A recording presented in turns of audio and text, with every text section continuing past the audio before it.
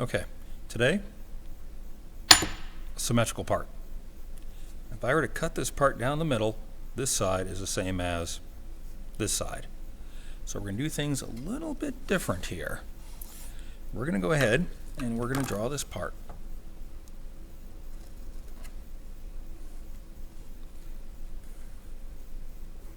And I'm not going to worry about using one side purple. By now you should have that under control.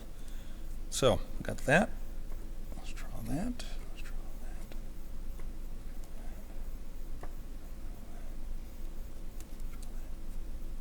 There we go. I'll draw that circle. That circle. So there we go. Now, here's where it gets fancy. I'm going to draw a center line. Now, a center line is long, short, long, short, long.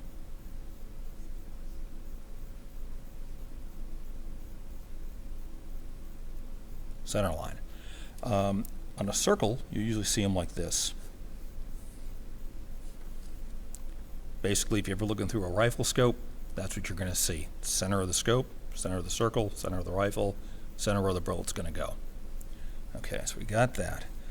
Now, a lot of times, instead of the word center line, you will see this symbol instead. C for center, L for line. So what I'm going to do is I'm going to skip giving all these outer dimensions, because you know that from the earlier videos. But what I am going to show you guys is this. Where are these holes located? Well, there's two ways of doing this. One of them, as our old friend, measure the quadrants and do some math. So 1 inch, 260 thousandths. So 1 inch, 200.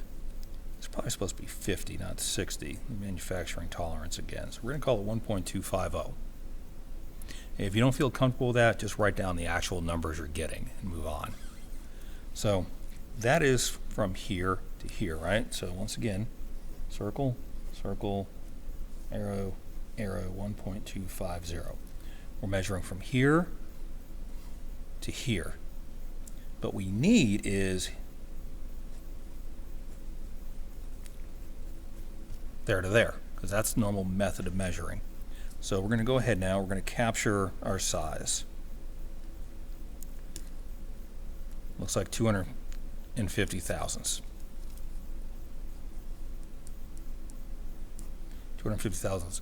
Now, we're here, we're here. Rather than cut this circle in half, go from diameter to radius, and add 2 radiuses, well, these circles are all the same size. There's no need. This radius is the same as this radius. 2 radiuses equal a diameter. So I can simply measure and add 1.500. So here to here, center to center, is 1.500. Now, I'm using this center line. So what I can actually do is divide that in half, and I get 750 thousandths. So 0.750. And I could do that for, mark it off for both sides. I could draw another center line. Do the same there. And I could get fancy and I could write TYP. TYP stands for typical. Typically, these dimensions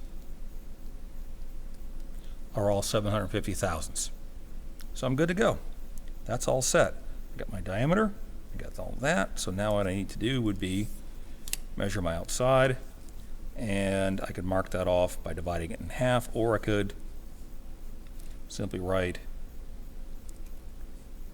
2.1, in this case came out 30. Get my overall width that way. I could divide that in half down to 1 inch and 0.065, something like that. Either one of those will work. Now for the diameters, I'm going to write those down just as I measure. I'm not going to divide them into radius. So for this diameter, 1 inch, 375 thousandths, and I would just write that down. So,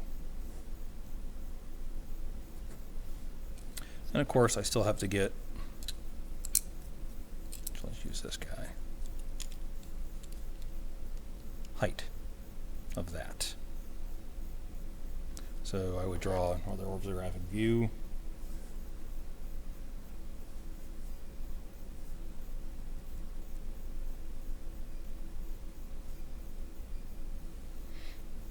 And I would tell 0, whatever that is. I'll let you guys measure that on your own for this. And I would also need to get the depth of that counter bore and tell that as well. So give it a try.